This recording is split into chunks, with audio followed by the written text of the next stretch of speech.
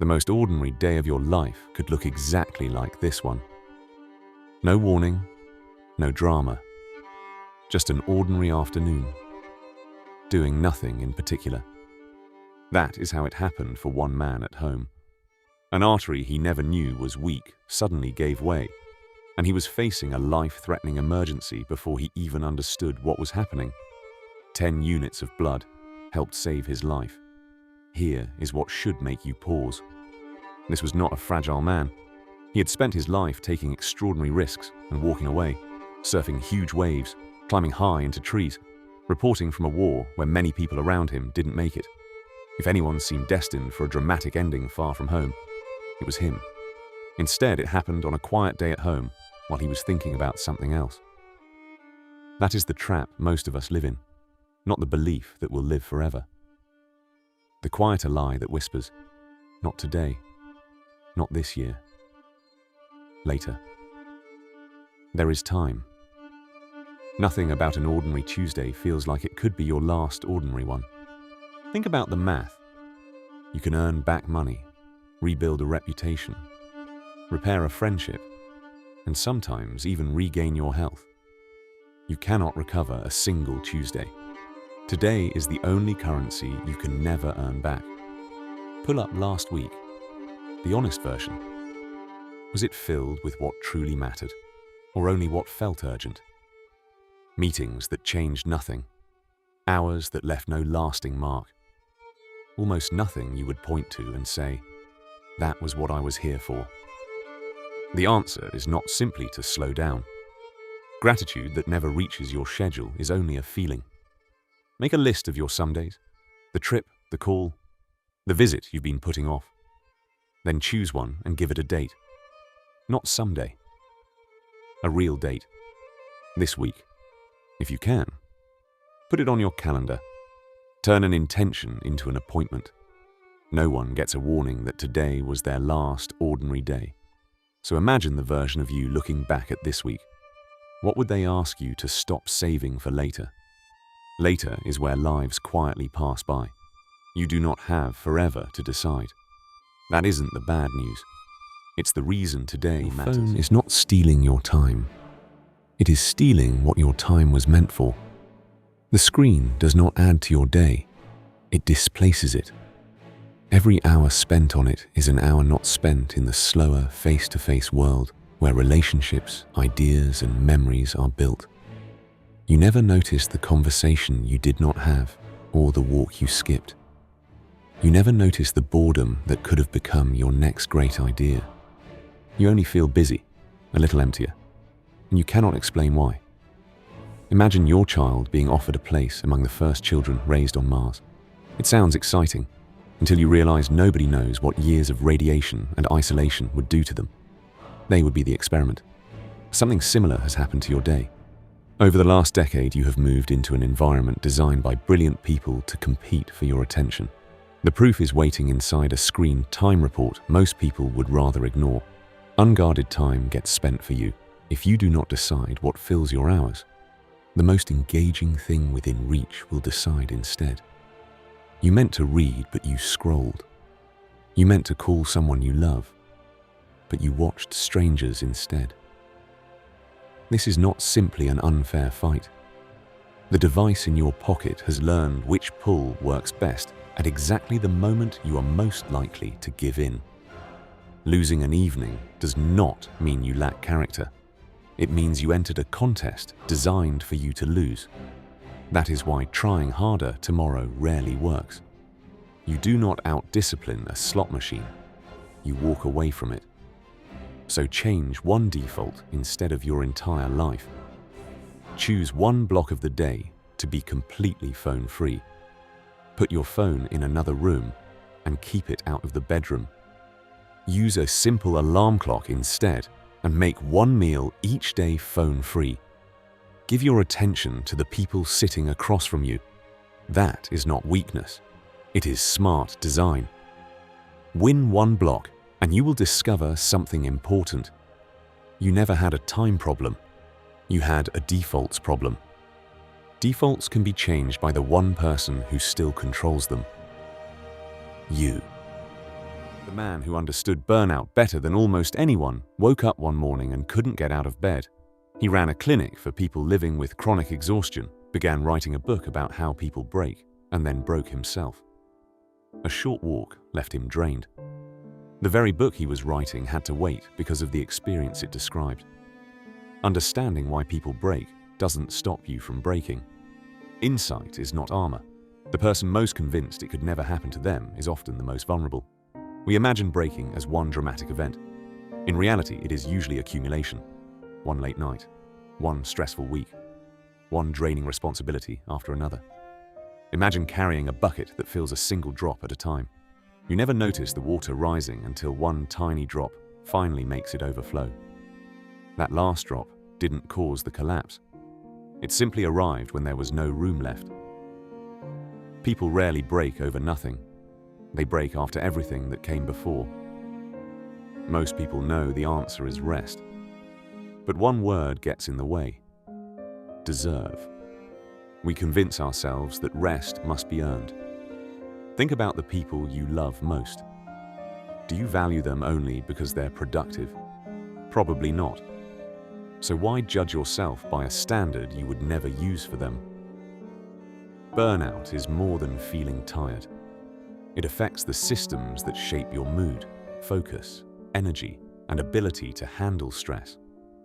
Too much pressure for too long leaves real wear and tear. A single day off is rarely enough.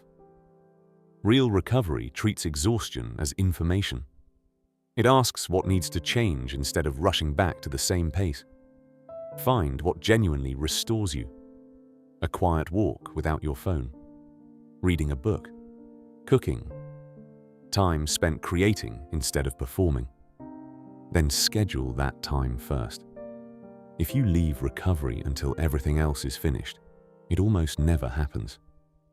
You are not a machine. You are the one machine you cannot replace. Rest is not the reward for a life well lived. It is the maintenance that makes that life possible. The people you love are quietly disappearing into the white space of your calendar. Not because of one dramatic mistake. You schedule work down to the minute, then give the people closest to you whatever attention is left. You assume they'll always be there. They won't. A young woman once had dinner on consecutive nights with two of the most powerful men in England. After meeting Gladstone, she thought he was the smartest man in the country. After meeting Disraeli, she walked away feeling like she was. That's the difference. One focused attention on himself. The other focused it on her. Some people leave you feeling smaller. Others leave you feeling more alive. The uncomfortable truth is that the greatest diminisher in the room is often ourselves. We rush to judge, label, and half-listen, instead of becoming deeply curious. The question isn't which kind of person you are, it's which one you're being right now. Loving someone isn't the same as making them feel seen. Love is a feeling. Being seen is a skill. Ask deeper questions than, "How was your day?" Listen to understand instead of waiting to speak. Sit beside someone in pain without trying to fix it. You can know every fact about a person and still never truly know them. Years together don't guarantee closeness. Proximity is not intimacy. Many people think they need more time together. They usually need better attention. Sitting beside someone while both of you scroll isn't connection. So schedule your relationships the same way you schedule important meetings. Turn the call you've been meaning to make into a weekly appointment. Put dinner on the calendar and make it phone-free. Protect those moments before something else takes their place. When life is stripped down to what matters most. People don't reach for achievements. They reach for the people they love. Stop scheduling them last. Why do you reach for your phone before you even decide to? Your hand starts moving before the conscious part of your mind catches up. There are two kinds of attention. The kind you direct on purpose and the kind pulled away by a notification, vibration, or glowing screen. The second is what the modern world has learned to harvest. Attention is more than focus.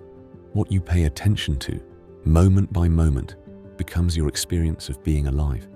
When something captures it, it isn't just borrowing your time, it's spending part of your life for you. Centuries ago, factories turned human labor into something that could be bought and sold. Today, your attention is treated the same way. It is collected, packaged, and monetized. Information is everywhere. Attention is what's scarce, and everyone is competing for it.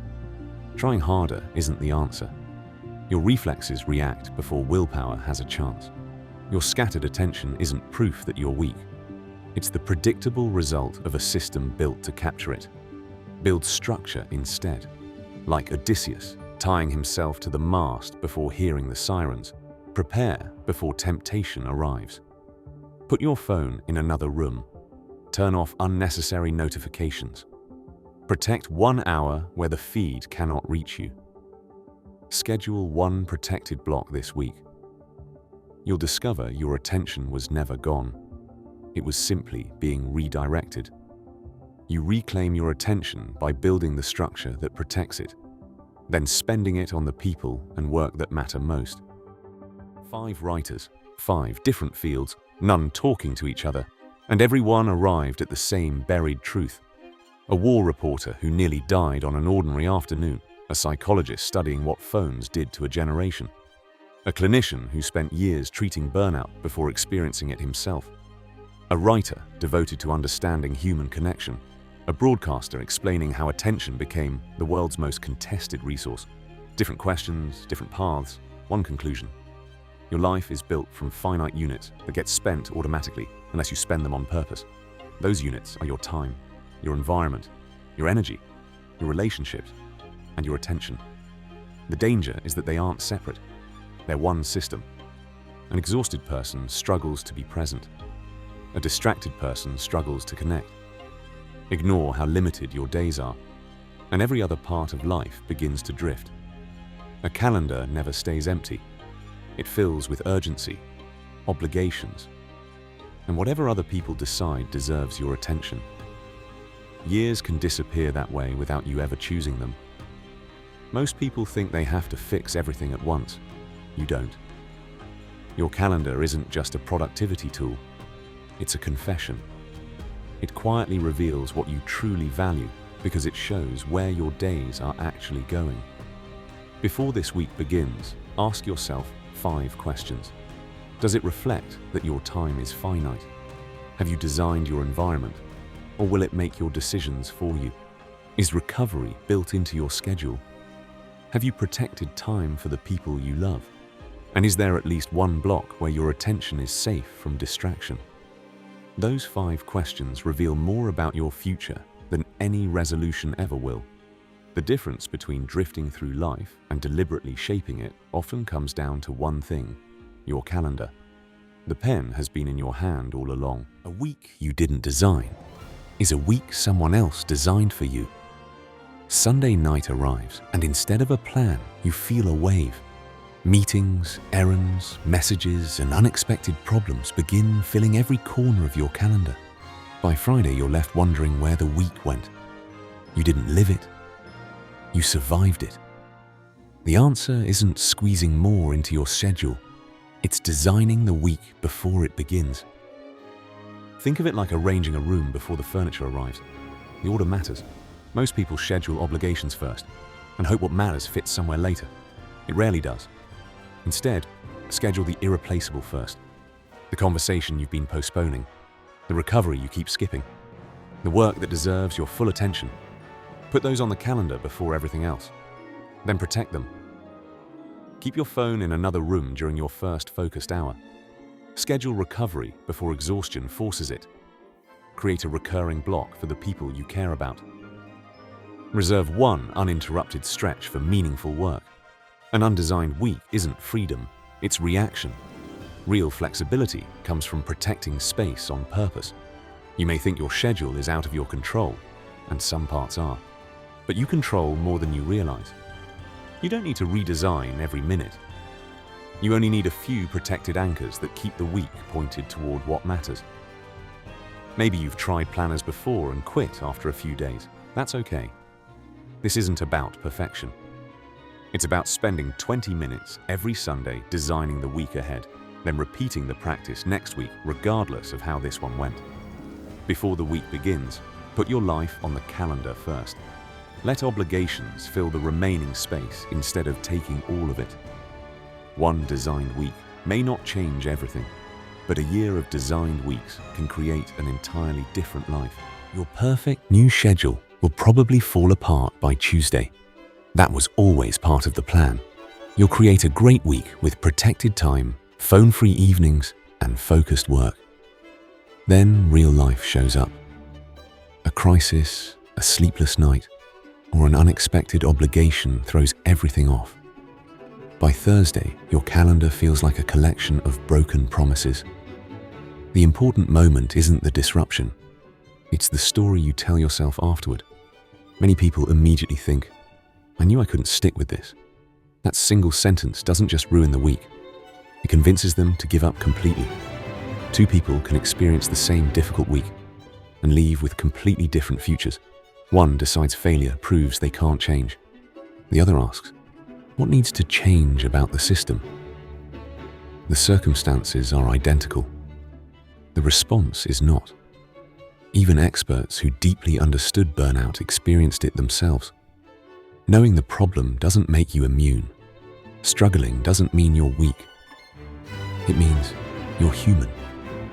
Offer yourself the same kindness you would give a close friend. You wouldn't tell someone you care about to quit because they had one difficult week. You'd encourage them to begin again. The answer isn't more willpower. It's better structure. Treat every setback as information. If your phone keeps returning to the bedroom, move the charger tonight. If your focus block always gets interrupted, move it to a better time. Change the system instead of blaming yourself. When the week falls apart, don't rebuild everything. Restore one important anchor for tomorrow. Start there. The goal was never to create a perfect calendar. The goal is to become someone who falls apart and comes back. Your calendar may break. You don't have to. You think you'll carefully weigh the biggest decisions of your life. Most of the time, you won't. You'll react, then call it a choice. The commitments that reshape your future often arrive wrapped in urgency, praise, and opportunity. Before your calm, thoughtful mind has a chance to respond, you've already said yes. Instead of relying on the version of yourself that's under pressure, prepare the decision before it arrives. Start with one question. What will this cost me in time I can never get back? Every yes automatically becomes a no to something else. Your hours are limited, even when opportunities aren't. Then ask 4 more questions. Is this truly my desire? Or was it planted there? Can my energy realistically carry it? Will it strengthen an important relationship? Will it protect my attention or divide it?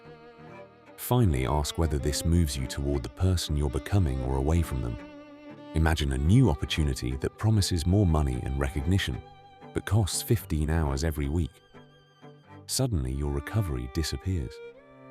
Time with people you love disappears. Focus disappears. What looked exciting becomes far more expensive than it first appeared. Every important decision becomes another brick in the person you're building. Small choices repeated over time shape your identity. The greatest danger isn't always bad opportunities.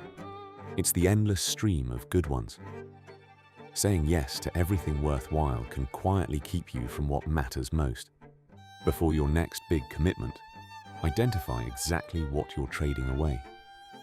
Often the answer becomes obvious. A life is built one yes at a time. Choose them carefully. Your future is already scheduled. The only question is whose hand is on the pen. It all begins with an ordinary day, the kind you barely notice, the kind you assume will always be there.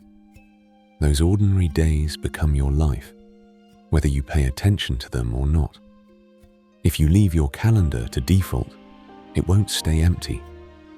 Urgent tasks will fill it. Endless notifications will fill it. Other people's priorities will fill it until years pass and you wonder where your time went. Default is never neutral. It quietly hands your future to whatever demands your attention most. The person you'll become isn't waiting somewhere in the distance.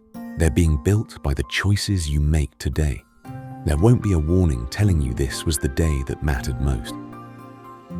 That's why the ordinary day deserves your attention now, not someday. Your future isn't created through one dramatic moment. It's created through small decisions, repeated again and again. The protected hour, the meaningful conversation, the promise you finally schedule. Individually, they seem small. Together, they become your life. So don't finish this video feeling inspired and then move on. Inspiration fades quickly. Instead, open your calendar. Find one empty square. Put something you truly care about there before the world fills it with something else. That simple act is how you begin writing a life you recognize as your own. The pen has been in your hand all along.